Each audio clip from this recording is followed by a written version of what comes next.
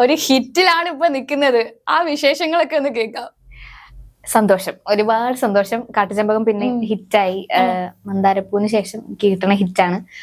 ഇപ്പൊ കൊറേ പേര് ഇങ്ങനെ റീൽസ് ഒക്കെ ഡാൻസ് കളിച്ചിട്ടും ഇത് പാട്ട് പാടിയിട്ടും പിന്നെ അല്ലാതെ മറ്റേ അഭിനയിച്ചിട്ടും ഒക്കെ ആയിട്ട് കൊറേ റീൽസ് ഇറങ്ങുന്നുണ്ട്.